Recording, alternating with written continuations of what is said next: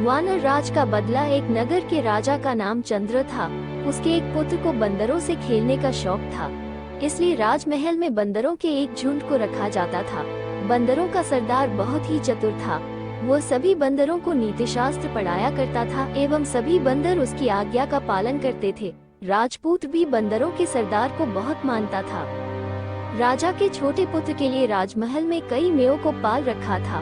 उनमें से एक मेधा बहुत ही लालची था। जब उसका मन करता हुआ रसोई में घुसकर कुछ न कुछ खा लिया करता था। जब रसोइया उसे देखते तो लकड़ी मारकर बाहर निकाल देते। जब सरदार ने ये देखा तो वो चिंतित हो गया। उसने सोचा कि ये कलह एक दिन सारे बंदर समाज का विनाश कर देगी। जब कोई रसोइया मेढे को जलती हुई लकड़ी से मारेगा तो मेढा गुदसाल में घुस जाएगा और गुदसाल में आग लग जाएगी, जिससे कई घोड़े जल जाएंगे और जलन के घाव भरने के लिए बंदरों की चमड़ी की मांग बढ़ेगी। तब हम सभी बंदर मारे जाएंगे। इतनी आगे की बात सोचने के बाद सरदार ने सभी बंदरों से कहा कि अभी से ही राजमहल का त्याग कर देना चाहिए। किंतु उस समय एक भी बंदर ने सरदार की बात नहीं मानी, क्योंकि राजमहल में बहुत ही मधुर मधुर फलों के विशाल बगीचे थे। उन्हें छोड़कर वह कैसे जाते। उन्होंने सरदार से कहा कि बुढ़ापे के कारण आपकी बुद्धि भ्रष्ट हो गई है। हम राजपूत के प्रेम व्यवहार एवं मधुर फलों को छोड़कर जंगल में नहीं जाएंगे। सरदार ने जब ये सुना तो उनकी आंखों में आंसू आ गए एवं बोले, मूर्ख, तुम इसका परिणाम नहीं जानते। ये तुम सबको बहुत ही महंगा पड़ेगा। ये कहकर सरदार ने राजमहल का त्याग कर दिया एवं जंगल में चला गया। सरदार के जाने के बाद एक दिन वही बात हो गई जिसके लिए सरदार ने सभी वानरों को सावधान किया। एक लोभी मेढा कुछ खाने के लिए रसोई में घुस गया। एक रसोइये ने उसको भगाने के लिए जलती हुई लकड़ी से उसको मारा। मेढा सीधा अश्वशाला में घुस गया और अश्वशाल में आग लग गई। उस आग से कई घोड़े जलकर मर गए और कई घोड़ा ने भागकर अपनी जान बचाई। जब राजा ने वैद्य को बुलवाया एवं आग से जले अश्वों का चिकित्सा करने को कहा, वैद्य ने सलाह दी कि यदि बंदरों की चमड़ी का मरहम अश्वों को लगाया जाए तो वो जल्दी ही स्वस्थ हो जाएंगे। राजा ने तभी सभी बंदरों को मारने का आदेश दिया। सिपाहियों ने पत्थरों और लाठियों से राजमहल में उपस्थित सभी बंदरों को मार डाला। जब बंदरों के सरदार को ये समाचार मिला तो वो बहुत ही दुखी हो गया। उसके मन में राजा से बदला लेने की आग भड़क उठी। वो दिन रात बस इसी सोच में डूबा रहता था कि राजा से कैसे बदला लिया जाए। एक दिन सरदार एक तालाब के पास पहुंचा। आसपास देखने से उसे कुछ पद चिन्ह दिखाई दिए जो मनुष्य एवं जानवरों के थे। वे पद चिन्ह केवल तालाब की ओर आते हुए ही थे, वापस जाते हुए नहीं थे। तभी सरदार समझ गया कि अवश्य ही इस तालाब में कोई नरभक्षी मगरमच्छ रहता है। उसका पता लगाने के लिए सरदार ने एक कमल नली और उसका एक सिरा तालाब में डाला और दूसरे सिरे से जलपान किया। कुछ समय पश्चात उस तालाब में से एक कंठार धारण किए हुए एक मगरमच्छ बाहर आया।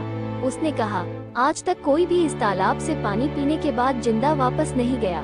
तूने कमलनाल द्वारा पानी पीकर अपनी बुद्धि का परिचय दिया है। मैं तुमसे बहुत ही प्रसन्न हूँ। तुम जो वर मांगेगा मैं वो वर दे दूंगा। तभी सरदार ने पूछा कि तुम्हारी भक्षण शक्ति कितनी है।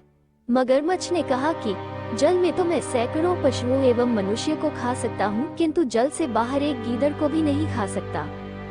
सरदार ने कहा, एक राजा से मेरा वैर है। यदि तुम मुझे ये कंठहार दे दो तो मैं राजा के पूरे परिवार को इस तालाब में लाकर तुम्हारा भोजन बना सकता हूँ। मगरमच्छ ने कंठहार दे दिया। उस कंठहार को लेकर सरदार राजमहल में गया। उस कंठहार के कारण पूरा राजमहल जगमगा उठा। जब राजा ने ये कंठहार देखा तो सरदार से पूछा कि यह कंठहार तुम्हें कैसे मिला। राजन, जंगल में कुछ दूर एक तालाब है। उस तालाब में जो सुबह के समय गोता लगाता है तो उसे ये कंठहार मिलता है। राजा ने एक दिन निश्चित करके समस्त परिवार एवं दरबारियों के साथ उस तालाब के किनारे पर पहुंचने का निश्चय किया। निश्चित दिन राजा समेत सभी व्यक्ति उस तालाब के किनारे पहुंच गए। ये किसी ने नहीं सोचा कि ऐसा संभव ही नहीं हो सकता, क्योंकि लालच सबको अंधा बना देता है। सैकड़ों वाला हजारों चाहता है, हजार वाला लाखों चाहता है और लाखों वाला करोड़ों चाहता है। हमारा शरीर तो धीरे धीरे वृद्ध होता जाता है, लेकिन इच्छा सदैव जवान रहती है। राजा का लालच उसके काल को उसके पास ले आया। धीरे धीरे सभी ने तालाब में प्रवेश करना शुरू किया। सरदार ने राजा से कहा, आप रुक जाए, पहले सभी को कंठार लेने दीजिए।